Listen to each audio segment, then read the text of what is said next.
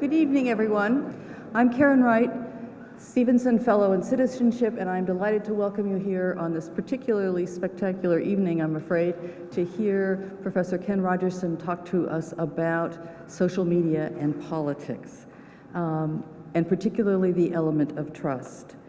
What I was going to say is that Professor Rogerson has a history with the University of Glasgow, but the Duke University and Sanford School of Public Policy, where he is, have an even longer history, dare I say venerable history of what I've just learned is 36 years. I knew it was long, but for 36 years, students from Duke University in North Carolina have been coming to the University of Glasgow to study British politics for the semester, as well as to do all sorts of other interesting things ranging from bagpiping to classical studies to trips to the Isle of Skye, all kinds of things. So we're very pleased to have not only Professor Rogerson, who has been responsible for that program in the sort of immediate term, as well as the students who are currently on the Duke and Glasgow program. That is why we were able to, in some sense, nab Professor Rogerson to come and talk to us. You may have thought he flew over in first class from the States, but let me assure you that he was on the replacement bus service from Malay, getting in late last night, with all of us coming back from the Isle of Skye. So keep that in mind a bit when he's talking. Before I turn things over to Professor Rogerson, I have a few things I need to do. One is to tell you a little bit about the Stevenson Trust and Citizenship. For those of you who are new to the Trust, we were established by Sir Daniel Stevenson, who was Lord Provost and Chancellor of the University of Glasgow. He was a pioneer on a variety of fronts. He helped establish free museums. He was interested in making public libraries also free and accessible to the public. He established a range of posts and institutes dedicated towards broadening international learning and the learning of languages, and he also bequeathed money to set up what we are is his Citizenship Trust. And we are here, and he bequeathed the money in order that we are here to help inform citizenry about the rights and the duties and obligations of citizenship at local and national and international levels, and also to encourage scholarship and research about issues of citizenship and governance. In particular with an emphasis on the compatibility of patriotism at local and national levels, as well as the support for international cooperation in its broadest sense. So we're very, very pleased and very proud to be able to continue that legacy today, and this lecture is part of that legacy. I have a few announcements. One is to say that we have tonight's lecture on social media, but please do note that in 2 weeks' time, we're very pleased to be teaming up with the Politics Society and drafting in our Stevenson Professor of Citizenship, Christopher Carman, to talk about the U.S. midterm elections, which you probably have been hearing a fair bit about, and what we might or might not expect. I will say that it took me a while to get a title from Chris about this because it wasn't at all clear what the situation might be. So we're going with normal, is it normal on that one. Second thing is simply to say that we are filming, as you can see, tonight's event, so that we take your presence in the audience as consent for being filmed. So if that's not the case, you might want to move to the back. Third, to say that if you're new to Stevenson events and you'd like to be on our mailing list, which we do not give out and pass around, but we will be in contact with you about Stevenson-related events only, please do sign up at the conclusion of tonight's event on the table with the sign-up sheets out in the foyer. Here's the game plan for tonight. Ken is going to talk to us until about 7. We'll have time to open up for discussion and questions and answers at 7:30, to be followed by a reception, and we do hope you'll join us at the reception to continue the discussion that was started in the course of today's event. Okay, now I'm in a position when I get to introduce Ken properly. It is my very great pleasure to introduce Professor Kenneth Rogerson of the Sanford School of Public Policy at Duke University. His teaching and research has focused on media, communications, and public policy, the intersections of public policy with both of those areas. He has written fairly extensively about issues about policy related to internet security, and also in terms of censorship and the impact of government policy on censorship. He asked me to say that in a past life, he was a daily newspaper reporter, so he knows about what it's like to meet a deadline and get something out that's coherent very quickly. He is also, I will say, associate editor of the academic journal Internet and Politics, and I know there may be a number of people in the audience who are studying in courses that have either that title or a very similar title. So we think he's an ideal person to be able to talk to us about what many people think is a major new driver in politics. You'll probably get some debate among political science about how significant social media is in terms of the choices people make.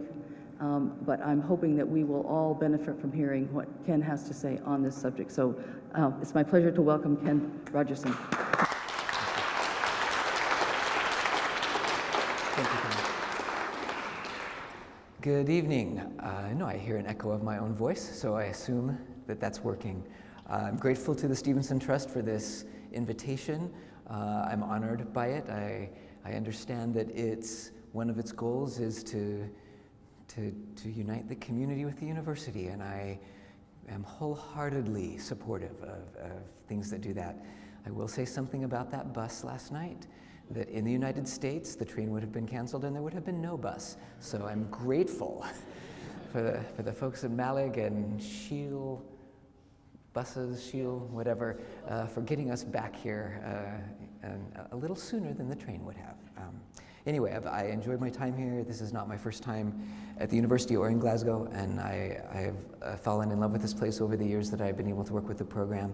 So appreciated Karen's stewardship also of that program. So tonight I want to talk to you, as you can see by the title, a little bit about social media. For a discussion like this, there will be a teeny bit of audience participation, so have your arms ready to pop up if you need to, and before the Q&A. And so pay attention and think hard about your answer, all right? And I also wanted to say that some of my research shows up in here. A couple of things that I'm working on shows up in here, but this is not meant to be a research presentation. This is meant to be something that helps us think a little more deeply about some of the ways that we interact with technology and that technology and politics interact with us. So more of a triangle than linear, and maybe it's more like porridge. That it's all kind of in the same bowl, and sometimes we add honey and sometimes we add really, really tart blueberries. But that's what tonight's about. So kind of take it in that vein, that this is about you thinking about your role, asking me what I think about things, but also really less about that than me raising some questions for you to be thinking about that, all right? So obviously like is in quotes, a reference to something we do all the time: post, repost, tweet, retweet, like, and like, and like, and like. And so we do things sometimes without thinking, and I'm hoping we think a little more tonight. So how do media, and media are broadly defined, without question. Social media is a form of media, but not the only form of media. And how do they affect the way we receive and process and think about information? So first, I'm going to be the professor. I'm watching for glazed eyes, okay? No sleeping allowed. Well, unless you're up at the back because you don't want to be filmed, and then I won't be able to see you. So actors in the political sphere, when we talk about politics and society, we often Not everyone does this approach, but we often talk about different actors who have an influence on or pay attention to that. And here's a general list. There can be others, but this is what we normally look at. Politicians, interest groups, lobbyists, the private sector, increasingly citizens and media. And today I want to talk a little bit about media, but at the very end I'll also talk a little bit about citizens in honor of the Stevenson motto. All right, so here's the first interactive moment for you. Ready? All right, where do you get your news? I'm going to go down the list, and your principal source of news. You may look at more than one of these, and that's fine, but where do you think your principal source of news is? All right, print. Okay, broadcast. Online web. Online social media on your phone. Okay, so online web was the most. But you'll notice that there are a number of people who do different kinds of things. All right, ready now? I recognize that the audience is very mixed, so take these questions as you will. What about your friends? Do you know where your friends get their news? Do you ever talk about news sources or where they get their news? Okay, is it the same as you? What about your parents? If they're still around, where do they get their news? More print? And for the younger folks in the audience, what about your grandparents? Okay? There is a generational thing here, without question. Why do you choose this source? So think for a minute. Why you choose the source you choose? What is it about that source that makes you want to go there? It could be a simple answer like tradition. I'm used to it. I'm comfortable with it. It could be a number of other reasons, but it's an important question to ask. And does the source make a difference? And there's the base of what I want to talk about today, is whether or not we think the source actually makes a difference in how we get our news. All right, we have a phrase that we hear often is traditional media. We have traditional media, newspaper, radio, and television. So it's not just electronic media, but those are the traditional sources of media. And then we have a phrase that is bandied about sometimes that some people like and don't like, but new media.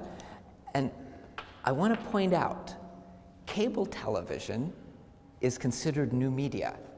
Came out, who can tell me, 1980s, early 90s, okay? Cable television was a revolutionary way to receive news. Satellites, sometimes we don't think enough about how the advent of satellite communication helped us get our news. Obviously the internet and mobile phones are another one. So these new kinds of technologies, but what will you notice? What do you notice about the difference between the top and the bottom?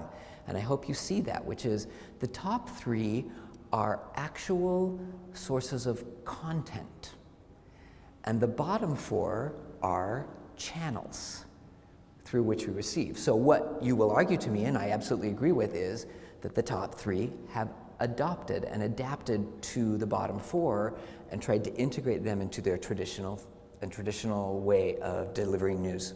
So remember, comparing apples and oranges a little, and that's okay here, because this is just how we see things, that media and technological development has changed a lot in the way we do things. All right, what is news?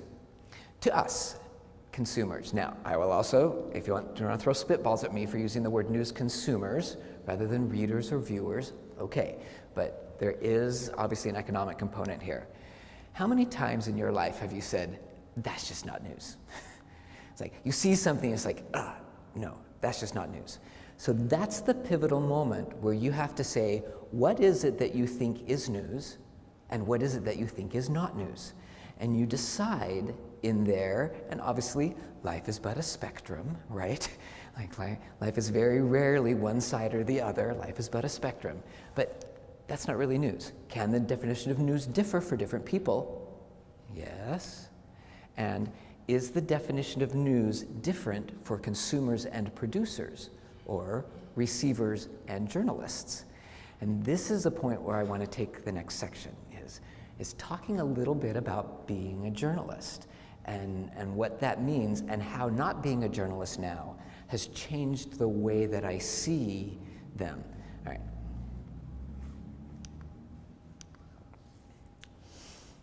Okay, should we close our eyes and bow our heads like in primary school? It's like, how many of you like the media?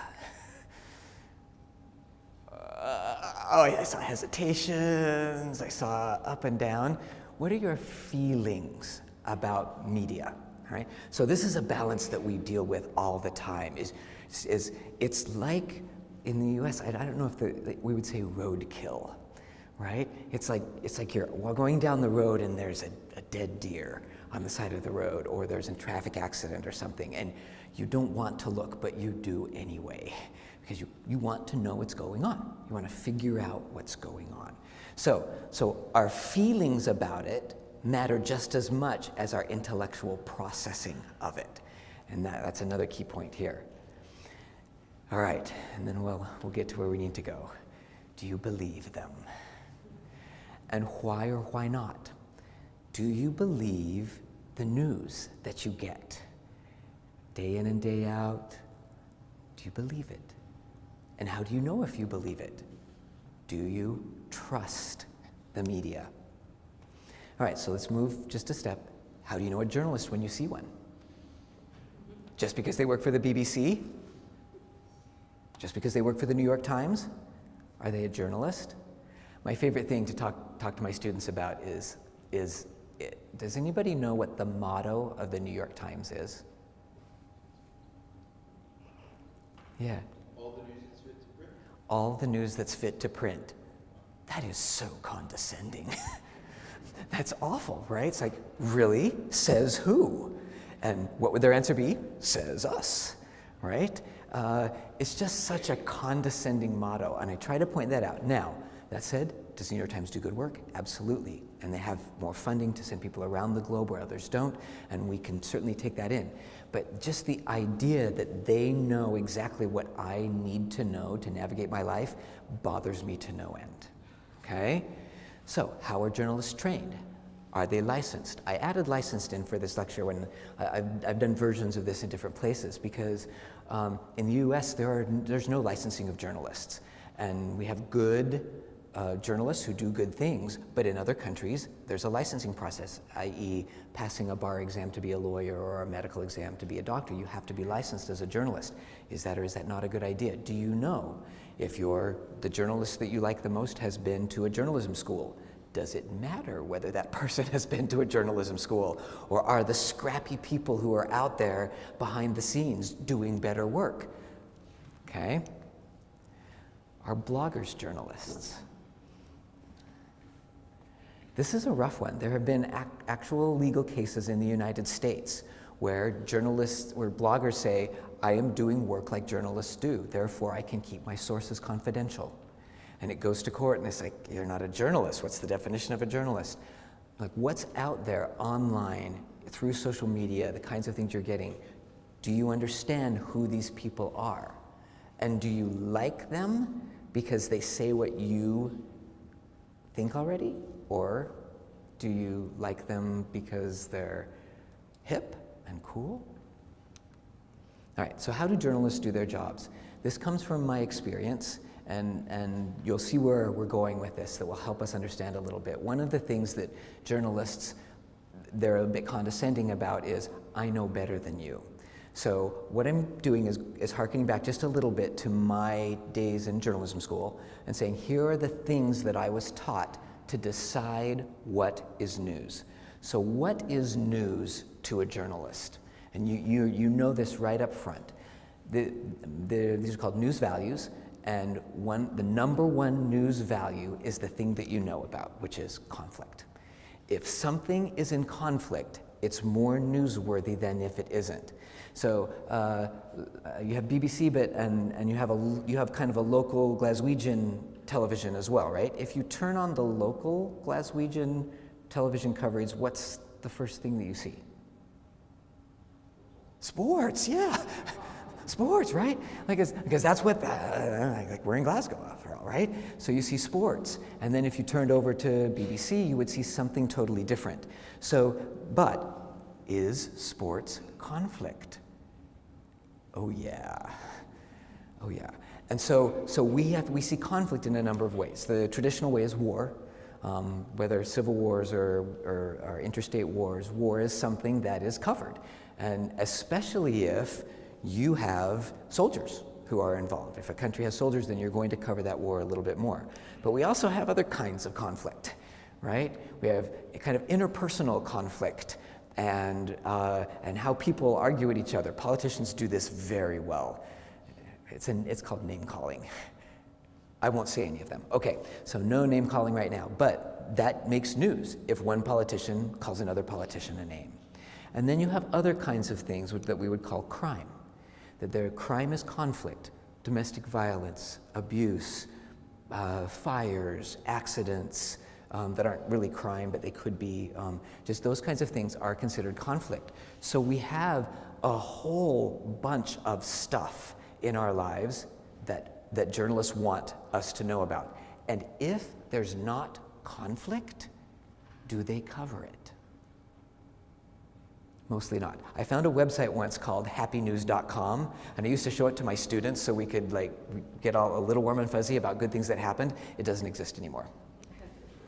Number 2, prominence. Prominence is something that is important when a journalist decides what to cover. And, right?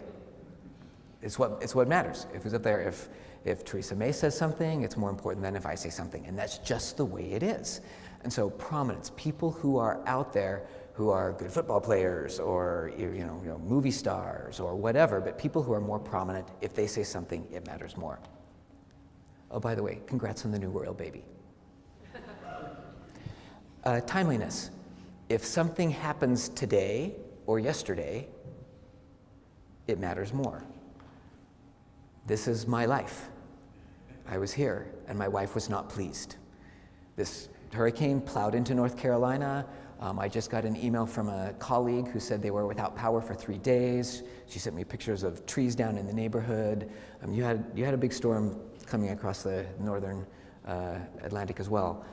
But this is my life, right? This is what's going to be coming across my feeds and a number of things, because it matters more if it happened today than if it happened last week.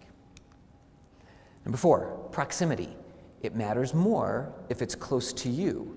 So I'm going to give you 3 examples of this. I found this a couple of years ago when I was in China. Is Bhutan the happiest place on earth? You may have heard this before. I don't know. But I would never have seen anything like this, except that the Chinese don't believe it. And so it got put into the Times of India. Why do the Times of India care whether the Chinese believe?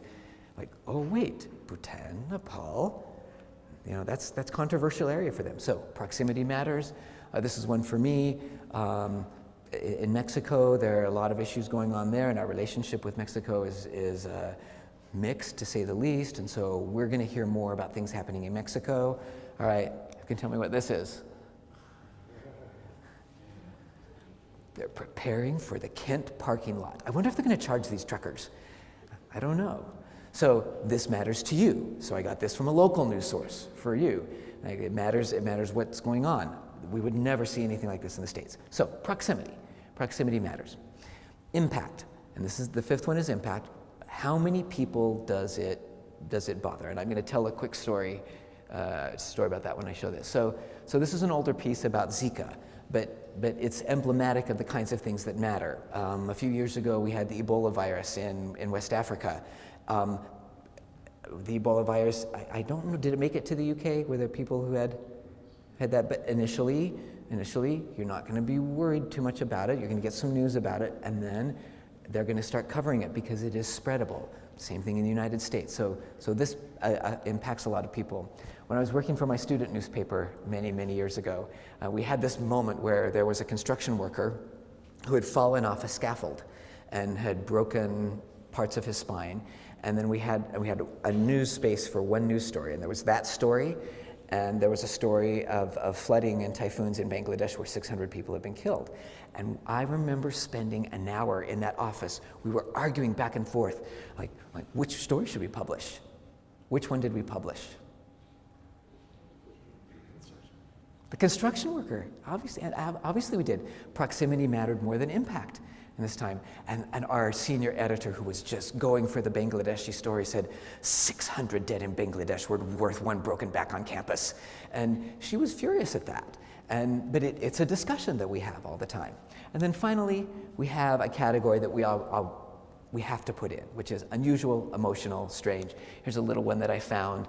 A young man spray painted "Michelle, will you marry me" on the side of a building and got arrested and charged with vandalism for doing that. She accepted, by the way, but he did spend a night in jail for vandalizing a community center, right? So we look at that and we think, okay, no harm, no foul, but it's kind of interesting that they actually arrested him for the marriage proposal, all right? So these are called traditional news values.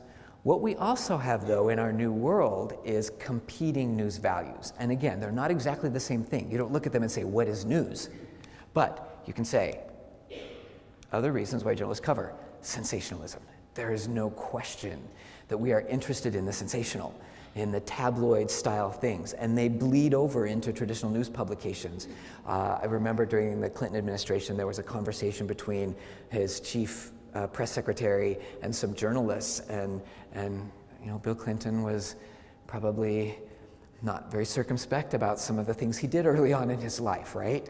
And they were talking about this and trying to say, you are giving it credence by actually covering it. And the journalist was saying, but is it true? And it was just this tension here about like sensationalistic things matter. Celebrity journalists are movie stars now. And there are people at a certain tier who you like them because they're cute. I have totally heard this from my students before, right? You like your journalist because he's cute, she's cute. Like, that just makes no sense to me. But there's a celebrity status. We also, a version of this is parachute journalism, which you may have heard, which is you'll have a major issue and a journalist will go in for 3 days, get a ton of coverage about it, and then leave. And the story's still happening and you just don't get as much from that particular journalist. But journalists like to be celebrities sometimes. Talk and opinion has bled over into news. People want to impress, and there are lots of talk shows on which journalists are guests, and you have a lot of people saying things. They are well versed, they know things, and so it's important to have them there because they can say things and have access to the halls of power in ways that we don't, right? But that has bled over into news. And the definition of news is just not politics, i.e. football, i.e. new movies, any kind of those things are as much news as anything else anymore. And then finally, news is absolutely a business. It is just something where they need to make money, they need to do something. Now bless the British people and the BBC for the model that the BBC has. It is absolutely unusual and unique in the entire world. There are certainly state-funded media, without question, but the BBC has more freedom because of that model. But it just, do you understand what the model is? Like the television tax, and right? And like it's funded not exactly through Parliament, but kind of, but they don't have any control over content. Do you think the way the BBC is funded now could be passed in Parliament today? Just food for thought. We have talked so much about sustainability of media in the United States, and the BBC always comes up as, oh, wouldn't it be nice if we had a tax line item? It just doesn't work, right? All right, so now I'm going to add in a little bit of my research. One of the things that happens is that the media journalists play certain roles. And they do. Journalists and editors choose what we consume. But given the nature of things, we can now also choose more what we consume. So what kind of role does media play there? So in mediating, especially between citizens, politics, and politicians, how does that role work? This is the one you've heard of. You've heard of media as a watchdog. And in general, what would that mean? A watchdog is someone who is tame, quiet, but when someone comes and knocks on your door, what does that dog do? It barks, right? It's like, pay attention, there's someone coming up here. So the idea was to have media help us understand and pay attention to things that were happening in government, other places too, but today government and politics that we didn't know about. So as part of a research project, we decided that this was not a very good single explanation for how the media actually work. And so we found some other dogs, okay? And this is an interesting, a little more theoretical, conceptual way of looking at it, but I hope the dogs keep your interest for a minute, all right? So watchdogs, what do? They're detectives, right? They smell something and they go after it. They bark when something's wrong. But the watchdogs in the media age, right? Like databases, computers, there are so many people now who are being hired as journalists who are data miners, who are out there figuring out where all the data are and what we should do with all of that. All right, so number 2. A lapdog. What is a lapdog? It's a sweet little dog. We were talking about with some of the students yesterday, are you cat or dog people, right? Like it's like, I'm a cat person and I want that cat to lay on my chest and go, like I want the lap cat. That's what I want. I don't want the cat who walks away from me when I look at her. So lapdogs. Are the media lapdogs? Yes, and I can prove it because over the last few years, there have been some really interesting editorial cartoons. So on your left over here, Barack Obama, you may be a big Barack Obama fan, but the media gave him a pass. And there is no question about this, that they did not push and try to find out what was going on in his administration the way that they are doing now, and the way they have done in the past, okay? And then who's the person over there on your right? Come on. Silvio Berlusconi, right?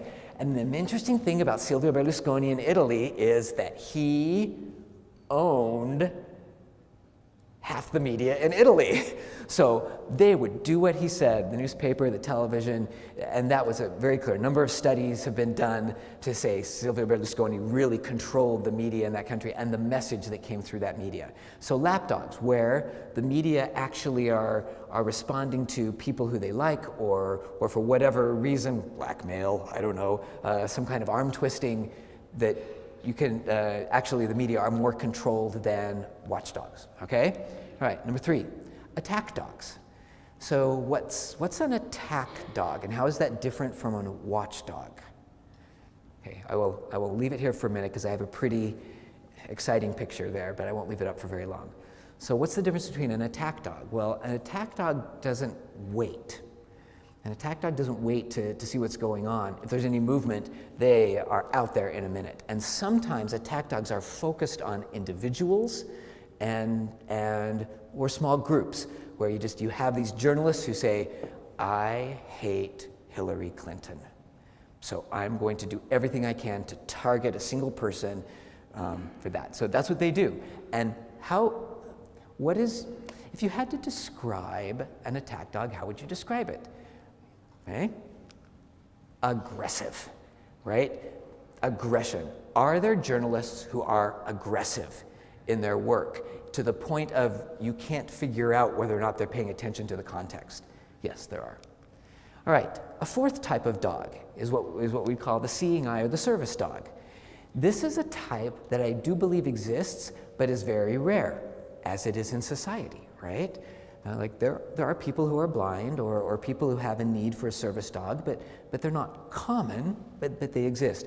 These are journalists who will look at you and say, I know you don't understand the NHS. Let me help you. Okay? And so they'll break it down. They'll say, oh, look, there's this little piece of legislation in the United States that probably will pass, but what you don't know is it's going to change how everything works getting into the United States. But it's part of another big bill. So I've noticed it. Let me explain it to you. So they help us. They guide us through the muck and the murk of politics in good ways. And hopefully on your radar, you have a journalist who you love in this way, or a couple of them who you know you can get deep. Again, it's not a trust question. We'll get to that in a minute. But you know you can get the information that you need to understand what that is. And then finally, what would life be like if we didn't have puppy dogs? And this goes back to the celebrity journalism. Like journalists who are out there wanting to be cute, I'm really impressed. Usually when I pull this up, somebody will go, oh, but you get it, right? It's like, oh, that's really sweet. That's very nice. Puppy dogs are there for their own beauty, their own aggrandizement, maybe you could say. They know they're cute. Yes, they do. I'm sure there's research. I don't know what it is, but I'm sure there's research. They know they're cute. So you've got these 5 kinds of dogs that I think better explain what role that journalists play in helping us to understand politics. Now, we'll do a little bit more. But so let's add in social media. Again, this is the difference between traditional media and the new technologies that have helped traditional media change what they do. So, have social media become a news value? The reason I asked this question was, okay, raise your hand if you've read a news article that has included a tweet in the narrative of the article. Of course you have. If you've read anything about Donald Trump in the last year, like there's going to be something about a tweet probably, all right? So we're looking now at social media as a decision maker here. So does it matter how much journalists use this? And I found this over the weekend on the Isle of Skye, if I may say. This came across my radar. You can read through this just a little bit, but there was a research by the Poynter Institute, which is a media watchdog in the United States, that basically asked this question and said, if journalists spend more time on Twitter, do they tend to value Twitter as a source more? In other words, if they have a Twitter feed, and if they post, because Twitter's great for getting your own stories out, and you may or may not know this, but news organizations are counting things like that now. How many retweets have you gotten? How many likes have you gotten when you post a story? Things like that matter for a journalist getting paid and keeping their jobs right now. So what do you think? What was the outcome? I don't have the outcome slide, I just put up the question, but what do you think was the outcome? Do you think journalists who are on Twitter more pay more attention to Twitter feeds and sources of stories? You bet your booty, right? They do. And that scared me a little bit when I saw this weekend, was that they're valuing it more over Reuters or over the AP, who also send stories. And so they value Twitter feeds more as a source of a story than other more well-known things. All right, so given these roles, excuse me,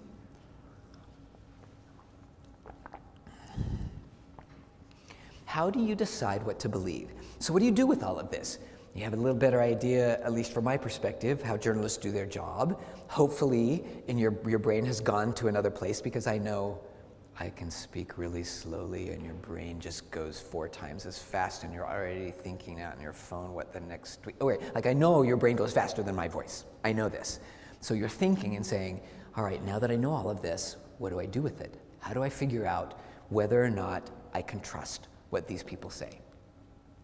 So, is news a representation of the truth? For years, there are lots of ways to go about this. There's the old Indian story of the 6 blind men and the elephant, which you have heard many times. If you touch the trunk, it's like a tree, or if you touch the leg, it's like a tree. If you touch the hide, it's like sandpaper. They're all right, but is it a good representation of the truth? And how do you know that? All right, so let's go through this. There are different types of truth in news. There is partisan news, and you should know this because you have this in the UK. You know you have news sources that you can go to get Labour perspective, to get Conservative perspective. Do the Greens have a news source for their single MP? I'll bet they do. Okay, so partisan news exists. Some of it is, how much do you know that, and what do you do with that if you want to know more about how the other side is thinking or feeling. Another word, propaganda. So this is something historically that we have mostly associated with the Soviet Union. And also the next one, which is misinformation. And they're not exactly the same thing, but we struggle with these kinds of things over time. Propaganda is conscious. 1984, right? My favorite line from 1984 is what? We've always been at war with Oceania. Okay, so propaganda, of course we have, things change. Misinformation, there's some truth in there, but misinformation is something we've called things for a long time. Spin is a relatively newer one from the late 90s, where you have truth, but one person's terrorist is another person's freedom fighter, is something that we talk about regularly. Distortion, where you overemphasize things. We have this conversation all the time about climate change. So I mean, I don't know how you all feel about climate change, but in the scientific community, about 95% of scientists say that there is a human impact on climate change. 5% of scientists don't. If you're a journalist, do you give voice to both, and if so, how much? My answer would be yes, you give voice to both, because the 5% is still out there, but do you give them 50-50? What do you do with that, right? So that's distortion, is how you take what you got out there and how you represent it.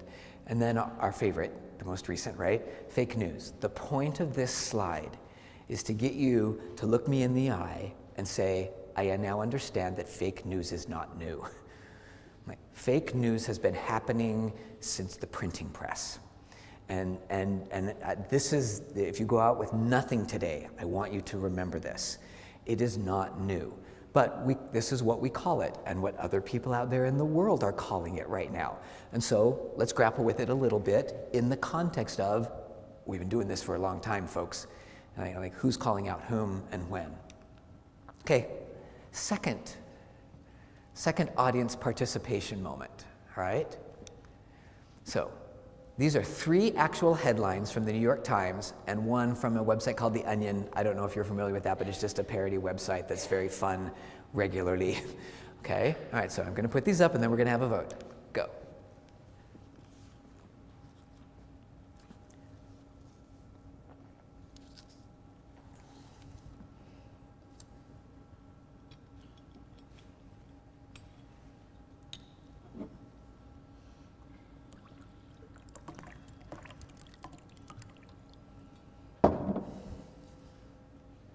Are you ready? Number 1. I think number 1 is fake. A few. Number 2. A few. Thank you for raising your hand. That's good. Number 3. Number 4.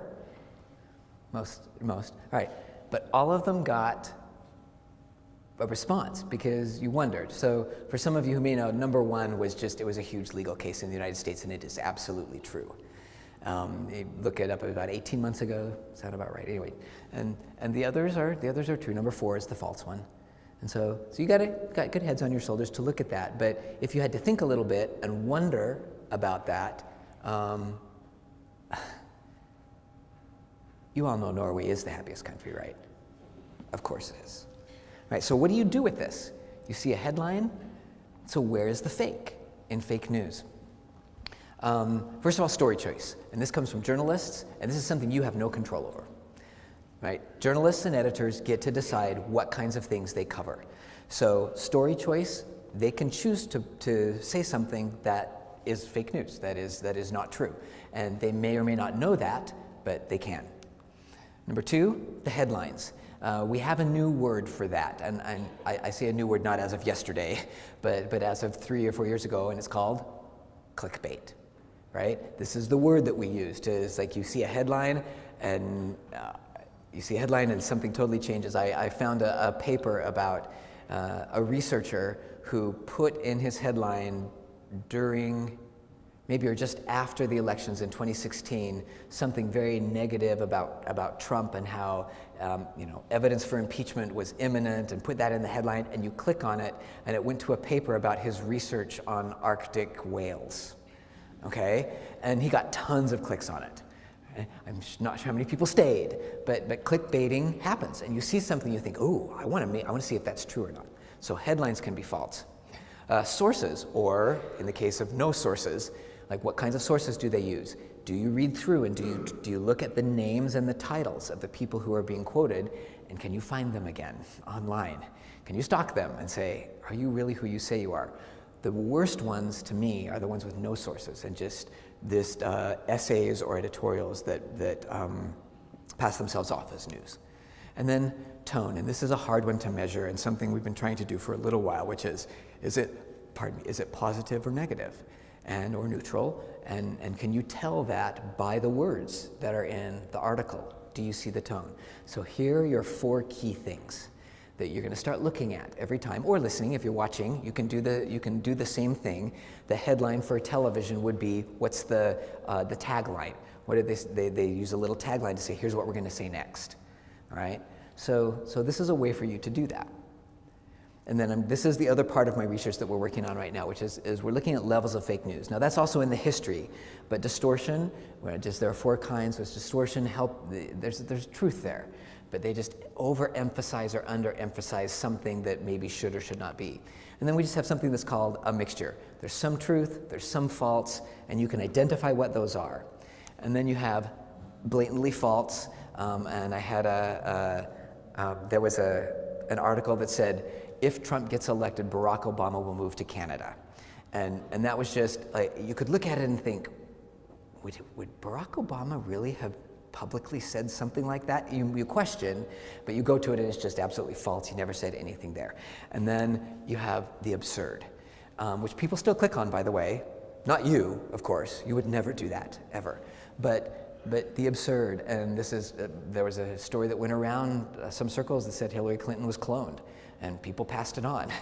And so this is just an idea of there are levels of fake news as well, which is some fake news is not just blatantly false, all right? So how do we respond? Number 1, we can be apathetic. We can just say, it doesn't matter, I don't really care what's going on. And there are a number of people who feel that way about it. Number 2, we can believe.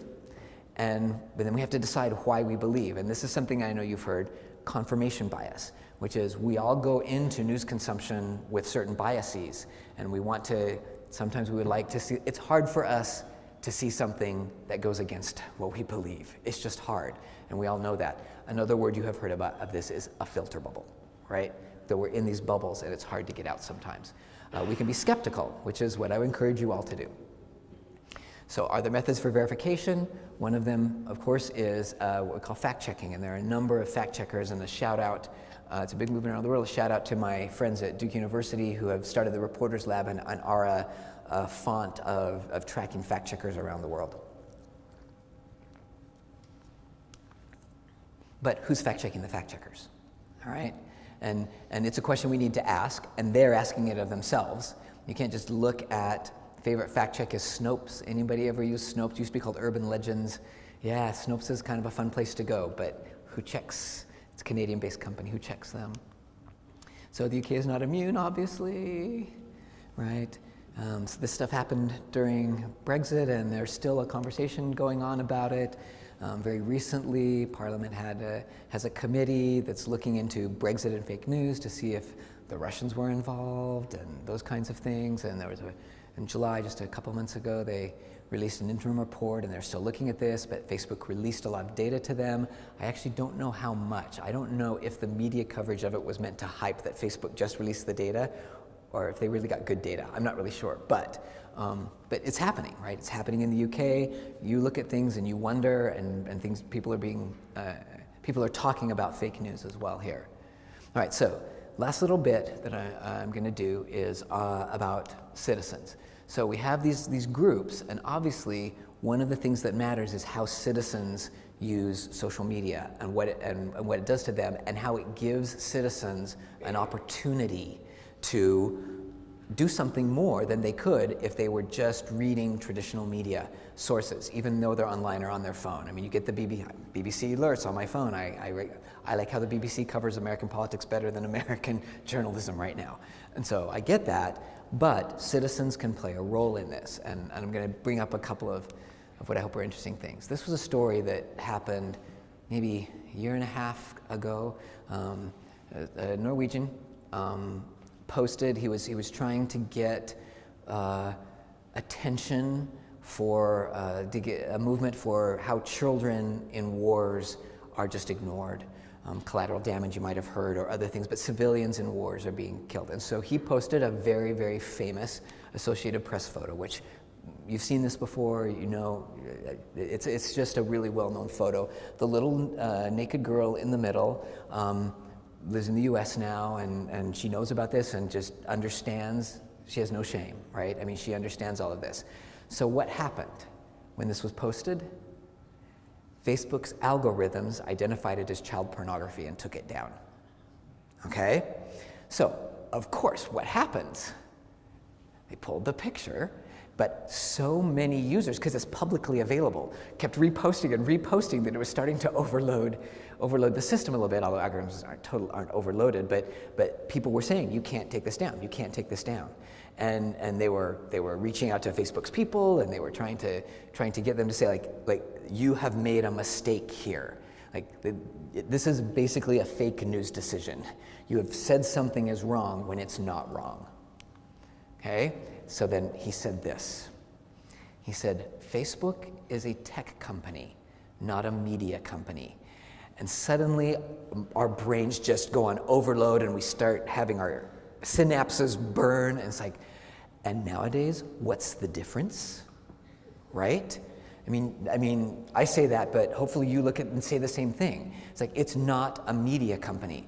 How do you define a media company? I don't know how you define a media company. Well, I do, but he doesn't, and he just doesn't seem to be understanding this process of the blending of technology, of channels and content, right? So this was the response, and it took them about 48 hours to do this, to look at it, realize they had done something wrong, and allow it to be posted, make it an exception, however they do their algorithm, to make it an exception to the rule. All right, so to conclude, I'm going to show you 2 slides, which I think summarize how social media has changed how we understand politics and government and ourselves. So there's a traditional way of how we used to do that, which is journalists had access to the halls of power. And they did, the press corps.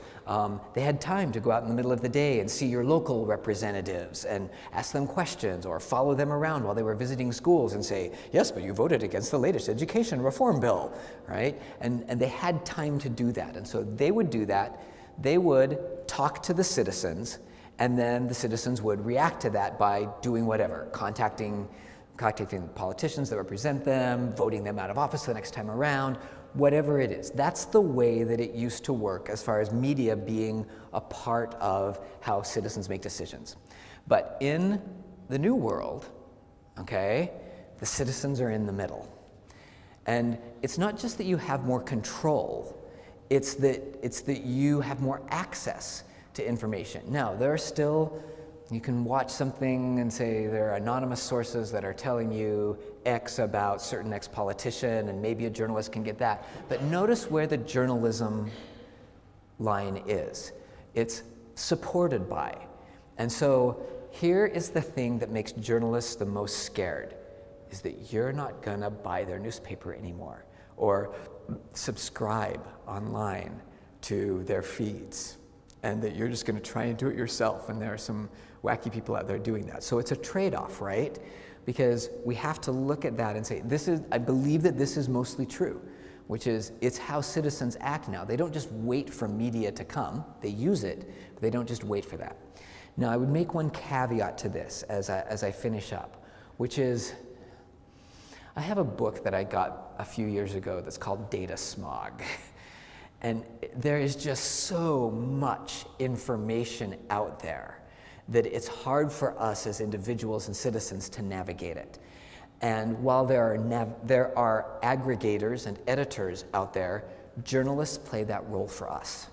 And they help us winnow through all of the muck and the mud that's out there so that we can see things that can rise to the top just a little bit, so we can do that. Because we can't wallow in the muck. We just don't have the time, the energy, the brain power to do that. So while we have a lot more access, my argument would be, don't trust journalists, but use them and figure out, see if you can find alternative points of view.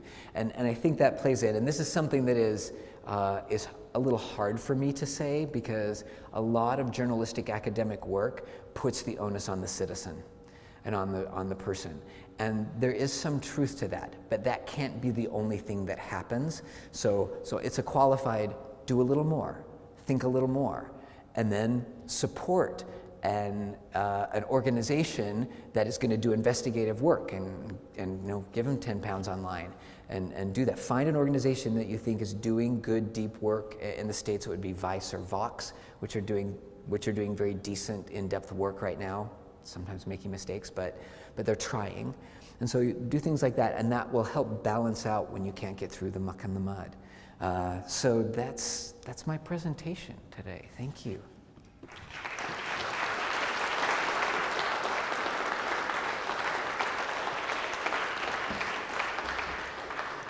Thanks, Ken, very much for a really very interesting presentation. We've got folks coming with microphones, and Duke University is providing its own staffing for the talk through the students in the Duke and Glasgow program. So thanks, Cole and Reed. I'm going to ask you a question while folks may be processing and thinking about theirs. As you know, and other people may know, I do a lot of teaching about classical ideas of citizenship and democracy. And one of the things that's a bedrock of their perspectives is the idea that the nature of the government that you get is based on the nature and the quality of the citizens who are in that polis or state or whatever you might want, whatever entity you want to use. I'm thinking about the last two models you put up. What would you say about the implications for the nature of our democracy and our government if our citizens are in the middle of a square that they control rather than in the kind of configuration that you put up just before it? Okay, that's a good question. I didn't get into some of the background work. Obviously, there are countries in the world, i.e. North Korea, that this wouldn't matter at all, right? But there is the one slide where we can say, is the information that's flowing to its citizens being tainted in some way? We would argue yes, but you could look at that. A lot of this is about countries that would consider themselves more democratic and less authoritarian. But I just finished reviewing a book about the use of the media in Iran, which is one of the few theocracies in the world, and how the citizens push back on that. So caveat number one, yes, it's about democracy, but voices are being heard in ways that they might not have been before. What does it say? What does it say about democracy? Again, I would argue that citizens cannot always be the scapegoat. Okay, and you'll hear that a lot. Like a more informed citizenry is always good, regardless. But they can't always be the total answer. There does need to be change in extra governmental institutions like interest groups and lobbying groups and media, and governmental institutions, agencies, ministries, all of those kinds of things. But remember that democracy is not a 1 and a 0. Democracy is a spectrum. You may or may not know this. I use this in one of the articles that I published, that on paper, Singapore is a constitutional democracy, okay? And we used it as an example of a democracy that was constitutional, but then that helped us play out, because we were looking at regulation on the internet. Like how have different countries regulated the internet? So I don't know if that fully answers your question, but for me, I like those charts because they are malleable and they do seem to fit democracies fairly well. And you can come back and say, well, what about this line? Maybe this line should go over here, and there should be a feedback loop. Well, of course, I think things like that are happening, but how that plays out in democracies, I think, is incremental. And as long as we don't put all of the blame on the citizens, but the citizens take a little initiative on their own to do a little bit better in pushing back on what they see as false information, then I think that it fits. Thank you. Very interesting, all sorts. I think I'm just back from the States. Very interesting. And I think what I'd summarize with journalism and so on, over the years there's a degree of professionalism, control, and so on and so forth. I'd link that with, we've built up the invasion of privacy. You're innocent until proven guilty, laws of libel and slander. And those seem almost to be out of the window now. And I think that the lack of control and social media and so on, this stuff is being chucked out there. I've just read John Sopel's book, If Only They Didn't Speak English. Some of the examples are just horrific. It's not just Russia, it's Monrovia, some guy deliberately putting false stories out there. So it's the whole scenario, I think, is scary as hell. Would you like to comment? The book is great. I'll just say a little bit about the privacy aspect of it. One of the things that journalists, this is my favorite story about privacy, is John F. Kennedy and the Washington Press Corps. Like, John F. Kennedy had an affair with, see, pop culture fans, all right, with Marilyn Monroe. And documented, question mark, but everybody in the press corps knew it, and they didn't care. They agreed among themselves that they would not care. And then Ronald Reagan came in, and John Hart came in, and there was a little bit that changed that, and then we have Bill Clinton, right? Where suddenly that matters more. It felt like to journalists that it mattered more to the people than Marilyn Monroe did to the people in the 60s. So I would absolutely agree there's a change, okay, number one. Number two, the question would be, have social media exacerbated that change? Probably. And the reason isn't that, I mean, you have to throw ideas out there, right? You have to throw ideas out there to say, will they take hold? Is this true? Here's the information that I have. Does anybody know any more that they're willing to share with me? That's part of a journalist's job now. And so they have to throw it out there, but when you print a story and you aren't totally clear about what you know and what you don't know, and the story is sensationalistic, then you might find out something different. And this is a phrase that we have in journalism, that the correction will never catch up to the original story. And you may correct it, okay? But you can't, in journalism, you just cannot be more careful to make sure that you let the reader know what you know and what you don't know in what you're writing. So then what happens is you get into, like, we've got to find out more, we've got to do more, we've got to invade people's privacy a little bit more.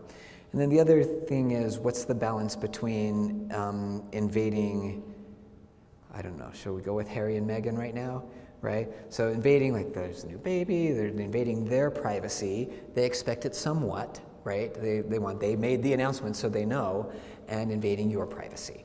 Should a journalist see those two things in different ways? Is there some kind of threshold or level at which a person should expect that their privacy is being invaded more? And there are actually laws. There's a public figure court decision that says if you're a public figure, you have to expect a greater invasion of privacy than if you're a regular citizen. But you can be a regular citizen, and you can save a mother and two children from a burning fire on the M8, and you can get them out and they're saved, and you are suddenly no longer a private citizen because you're in the public eye. And so for that time period, at least, journalists get to do that to you. But it's tense. And we'll say one last thing. You can never have perfect privacy and perfect security at the same time. I'll let you think about that a little bit. You have to give up privacy in order to be more secure, and you have to give up some security because people need to know things about you in order to secure you. And so that's something that I've been working on with another colleague about what that balance is between privacy and security. But good thought. Yeah, I'll let Karen answer. Hi there, I am a journalist, but I'm also doing a PhD in social media, so I come at this from a couple of angles. And I guess the citizens being in the middle, the benefit of that would seem... The last slide. Yeah. Yeah, okay. The benefit of that would seem to be that the media hasn't always been very diverse, those choosing which stories we see. For voices. Yeah. Our decision makers tend to be male, they tend to be middle class, they tend to be middle-aged. But I guess the criticism I get quite a lot of doing a social media PhD is that it's still only an elite group of citizens who are active on social media in terms of calling politicians to. It's not every citizen, it's a digitally literate citizen with the confidence to go and call out an MP or a... So it's not every citizen, I guess, is the question that I'm asking. Okay, did you catch the question about whether or not the journalistic voices on social media are not representing all potential voices? That's an interesting thought. I'm not quite sure if it works in the UK differently than the US, and it should, okay, because you're a totally different society. But in the US, one of the things that has happened because of social media is people who have alternative voices have been able to, through a bit of scrappiness and a bit of patience, make their voice heard more. Black Lives Matter, for example. A student and I did a project on Black Lives Matter's uses of their own social media accounts and tried to get a sense of how well they did it, and it was very mixed. But their social media accounts certainly got more attention than the accounts that were created or the hashtags that were created over single events, right? So I understand what you're saying, and that may be true, but I'm not sure. If we take a snapshot in time, yes, but if you took a snapshot 5 years ago and a snapshot now, could you concede that it's even just a little bit more diverse than it was, or not? I think it's really complicated. I've been looking at hashtags around Scottish independence referendums, Okay. and there's been quite a lot of media coverage about the fact that there are bots used to amplify messages as well. Yeah. So people who have the knowledge to know how to create some kind of bots can amplify a message more than it would be if it was genuinely ordinary citizens. Excellent point. So the bots part, AI, artificial intelligence. Are there things out there that can seem human that are not? Yes, there are. Can you be smart enough to at least question whether or not your source of information is coming from something that is code rather than something that is human? Now, I make my students read a paper. There's an organization, a company in the United States. Now, I know you don't know what baseball is, but if you want to know, I will tell you afterward, okay? Anyway, summertime in the United States, baseball is just everywhere. Like there are, 20 games a night, and there's just everything going on. And ESPN, the sports network, could not figure out a way to cover all of these and still cut back, because they needed to cut back too because they weren't making money. So somebody wrote a computer program that could watch the game and spit out a 5-paragraph summary of the game that was quite accurate. Okay, but they were open about this, right? They said, here's what we're doing. If you want to know the summary of the game, you go there, and you're going to get a summary of every single game so you can find it. So the question is, does the technology exist? Absolutely it does, to do things like this and feel like it's human. But what do you do about that if you know this? So it can't be. How many of you, when you do a Google search, click onto page 2? Okay, that's pretty good. That's pretty good. Do you know most people don't? Right? And so because you just look at the top things, and because Google knows, and you don't say that, but implicitly you think that, so you're going to get because their algorithm is excellent and they know how to put it together. So they're not open about that, but you've come to get used to that thing. So it's kind of a roundabout way to say that's an interesting point about diversity. Can we tell? Don't be careful about because something's at the top or the first thing that you find. Be careful to decide whether or not that's the only thing. But point taken. I'll make a note of that. Thank you. Okay, take something from this side. Yes. Hi, I can agree. So the comparative research question here, one of the interesting things is you have a short period, and I think you alluded to this, you have a short period of time in the United States where you had a concentration of private media companies that were trusted, right? Whereas here, my friend John here, if I told him I read The Guardian first thing in the morning, he'll know a lot about me, right? In terms of my politics and everything like that.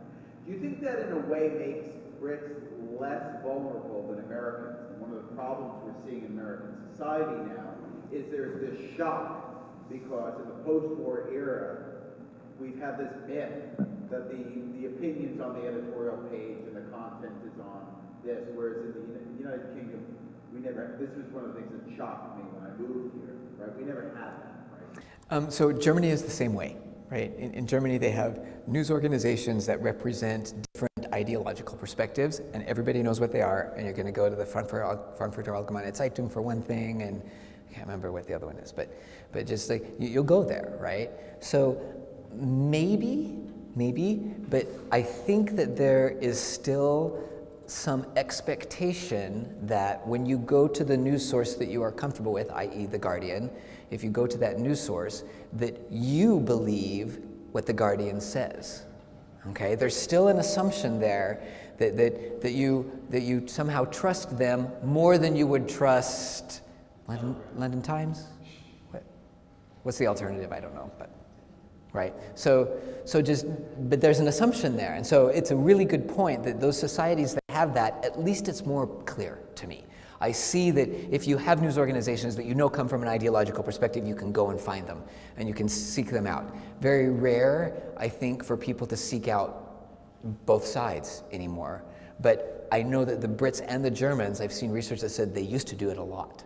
Where people would say, I want to know what Labour's saying. I want to know what Conservatives are saying. I hate them. I don't agree with them. I would never vote for them. But you want to know what they're saying so you have ammunition, right? And so there is an excellent point. There is, I think, a tendency in those kinds of societies where the ideological delineation is clear to know just a little bit more. But I also think social media has muddied that water somewhat, because there are other kinds of sources that get out there and that people will throw out. And we haven't even talked about when someone fakes the Guardian webpage and hacks it, or does something where you think you're seeing something, you can't believe you're seeing it because it's not really true. But yeah, thank you. Hi, so my generation actually starts to use social media even before we would care about the news. And this is a place where we get news even though we don't want to. I just open Facebook to talk to friends, actually even to check out the homework. And a title of an article catches my sight. And as we know, it's not the most reliable source because it is not checked. And it also depends on what kind of friends I have on Facebook. So how it could affect actually how the society, how well informed the society is, or even the quality of democracy in the future? Excellent question. So there is a generation right now, people who I'm teaching, people who are out there who don't critically think about both their technology use and their media consumption.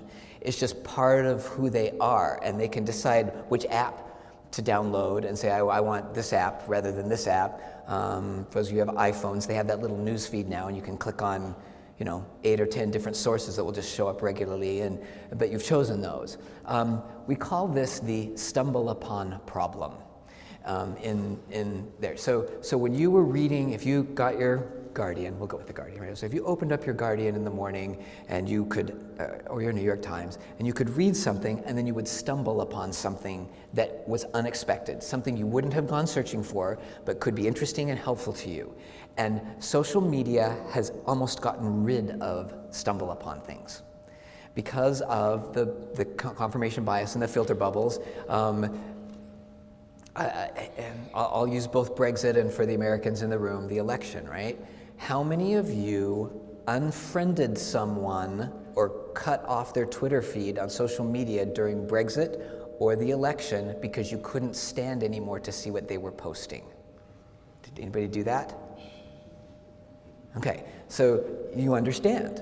It's just, it was so, the sewage was just so awful from both sides, okay?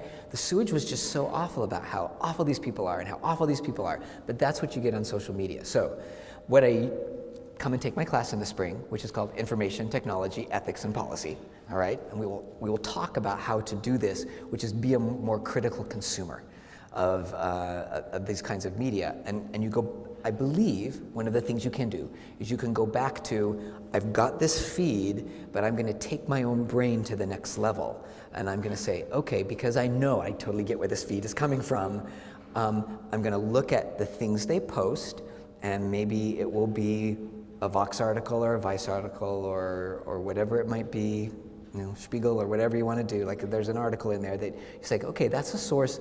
If I don't trust it, I know where it's coming from. So you have to look at the URL and the source that they're posting, and you take that step and decide whether or not you believe it. And then I'll tell you something that you can do that everyone will hate you for, but you can do it diplomatically, because I don't know you, but you're a diplomatic person, right? You can say, are you sure this is true?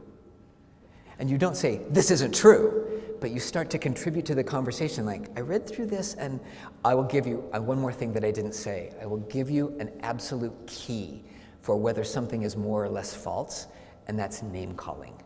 If you read a news article, and even if it's sourced, if all you get is different sides calling each other names, like they don't get it, they're stupid, like they don't understand what's going on.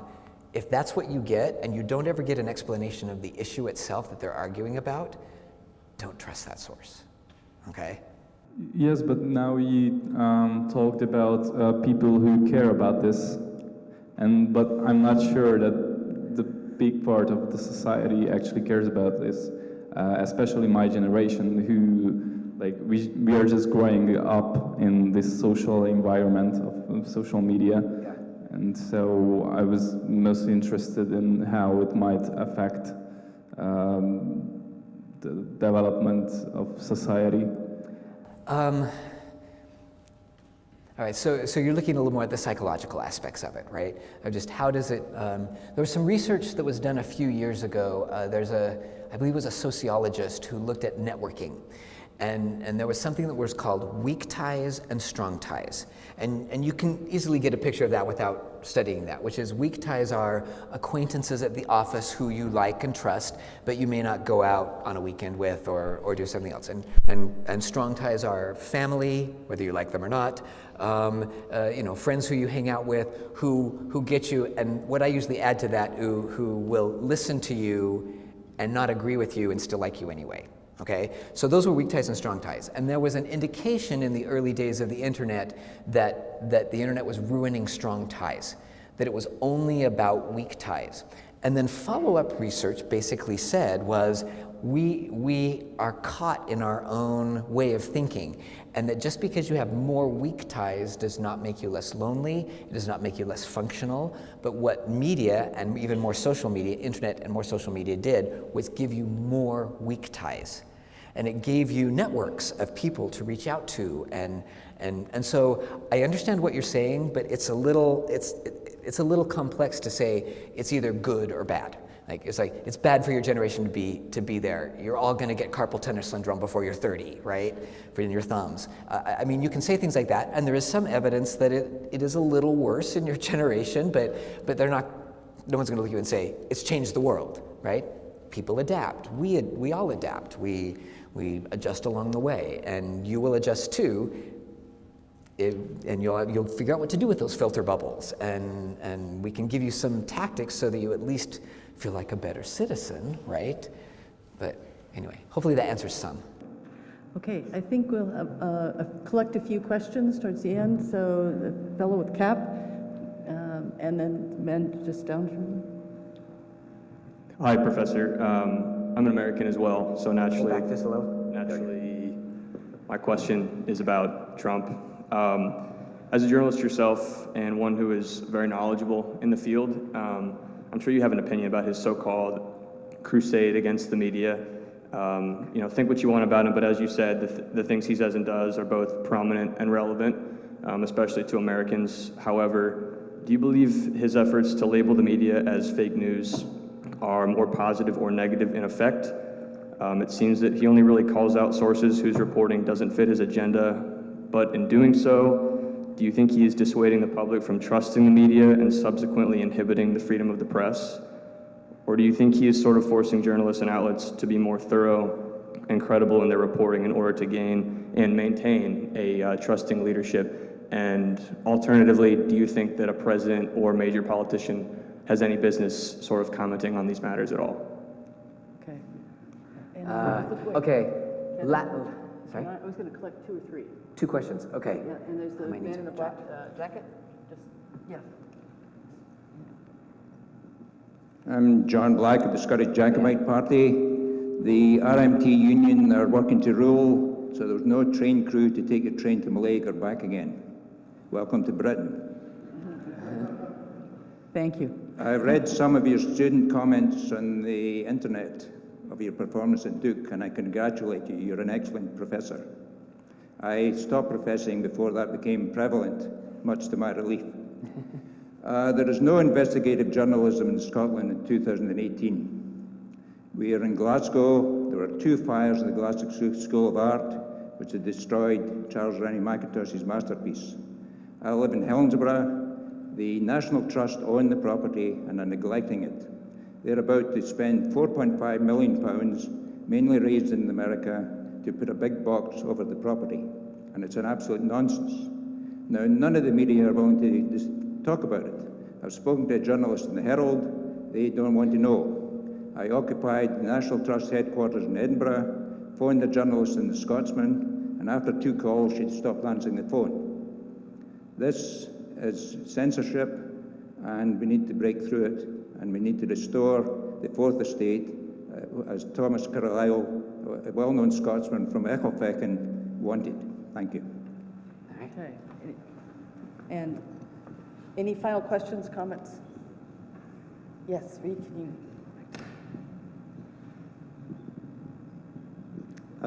It's a very big question, but how much power do you think media owners like Berlusconi actually have over... Okay, sorry, say that again. How much power do who? Media owners, Owners. actually have on the information we're getting?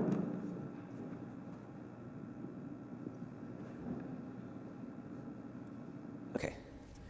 All right, so back to the question on the current U.S. president. And the very last thing you said, of course they do. Of course they do. They need to comment on it. They need to say things. They need to rile people up. That's what politicians do. We elect them to do that. And when we agree with them, we're happy. And we don't agree with them, we're not. But yeah, of course they can comment and say those kinds of things to be as inflammatory as they would like to be. The first part of it is I don't have good research on this yet, but your question is one that I know a number of my friends in the media political communication world are grappling with, which is, has the advent of Donald Trump as president changed the way that the media do their job? And this is a really good research question. And you saw my cartoon about Obama, right? Like, you look at that, it's like ask him hard questions. Like we would be, watching from the side, and we would do that. They are asking hard questions. Anecdotally, and you can only quote me on this if you include that word, there's no question in my mind that the media are doing a better job under Trump than they did under Obama, of digging, diving, cultivating sources and relationships, trying to explain things that people need to hear about decisions that are being made, not just the president, but also in Congress. They are doing a better job. They're also doing a fairly decent job of trying to get different perspectives on these things. And I do think it's better. Now, how much? Is it significant? I can't answer that question right now. So the war on the media to me has been a little bit helpful, because when he says something like that, it's a generality that just doesn't mean anything. But journalists will take it personally, and they'll dive in, and they'll try to do a little better work. The other question you asked was about whether or not you think people believe media more or less. I think I got most of it in there, right? Confirmation bias. So those who are entrenched in their ideological ways and are always looking for ways to explain why they feel that they feel, and this is both on the right and on the left, without question. In fact, whereas we initially looked at the right being entrenched, and that's why Trump got elected, there's no question right now that the left is becoming similar in the US, that it's becoming entrenched, it's just focusing in on itself. And so so it's not one or the other, but it did start with the Republicans and the conservatives. So that's a hard one. I think what all you can do as a journalist is go out and say, please, at least take a look, right? Pay attention to this. You don't have to believe it, you don't have to like it, but the minute you dig in and you start to name call, because journalists do this sometimes too, it creates a problem. So a number of colleagues out there in psychology and sociology who are trying to figure out, how do you get people to talk to each other? I walk into my class I teach a class called The Politics of the Policymaking Process, which is an intro core class, and I will usually walk in on the first day and I'll say, my job, this is in September, right? My job is to make it so that you go home for Thanksgiving at the end of November and you have a conversation about politics at the Thanksgiving dinner table and no one kills each other. And I do that, and they kind of laugh a little bit, and then we get through the semester, and I do a media component of that, but it's not everything. So anyway, it's not a clear answer or a clean answer, but observations. Investigative journalism, this gentleman right up here. The potential of the internet to counteract what you have described is there, okay? Of being able to find a story, get somebody to write about it, and publish it, and get it out there in some way. You may need a little money to do it, but it's certainly possible to do that. I think what's happened over time is that you have to separate out what are the mainstream sources of news versus the non-mainstream. And non-mainstream does not mean untrustworthy or bad, but I think your argument would be those aren't existing, those kind of investigative nonprofits that are out there trying to tell stories that aren't being told, you can't find them. And so I don't know if that's true in the UK, it could be, but I would say that the potential is still there to do that and use social media to get it out there.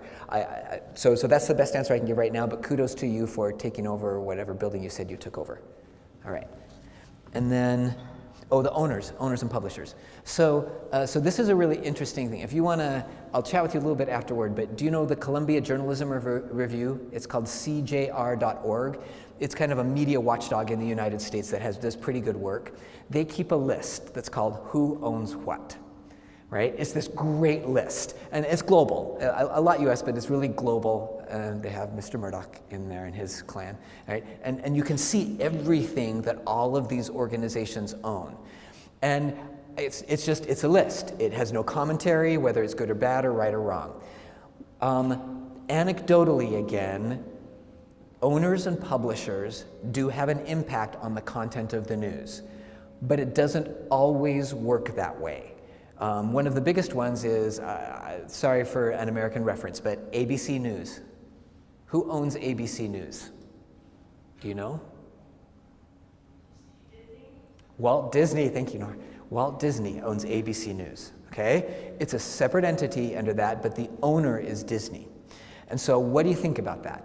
If a child gets molested in Disneyland in Orlando, Disney World in Orlando, how does ABC News cover that? Okay, and it's a conundrum. It's something that we have to deal with. So a lot of my students would raise their hand and say, well, of course they'll squash the story. And I would say, well, no, I know some people at ABC News, and they would fight it. And I even know about this particular case. They have a clause in the contract between the two that says they absolutely can cover Disney with as much strength as they do anything else that happens. So it depends on how you see that. So yes, they do have an influence on what is covered, but it depends on the organization how much they actually exercise that. Thank you. And I want to thank Ken.